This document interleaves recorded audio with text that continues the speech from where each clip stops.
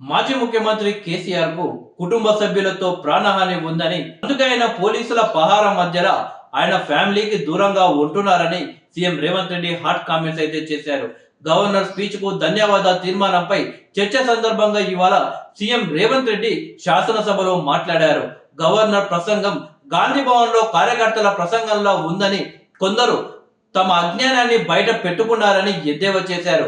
వారు తమ అజ్ఞానమే గొప్ప విజ్ఞానంగా, తెలివి తక్కువ తనమే తమ గొప్పతనంగా అనుకుంటున్నారని మండిపడ్డారు. ప్రజలకు ఇచ్చిన హామీలను అమలు చేశామని, వాటినే గవర్నర్ తన ప్రసంగంలో ప్రస్తావించారన్నారు.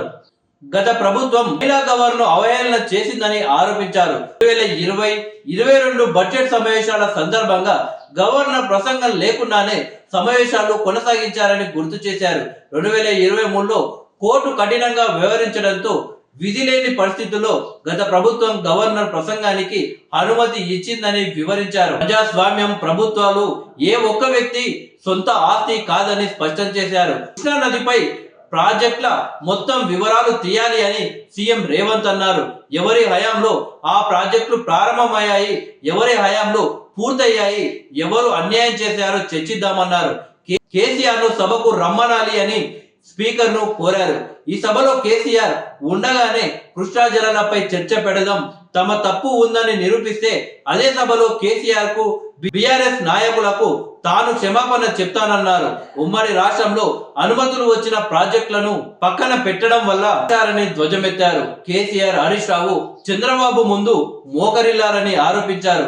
వీటికి సమాధానం చెప్పాల్సి వస్తుందనే కేసీఆర్ సభకు రాకుండా మోకం దాటేశారన్నారు.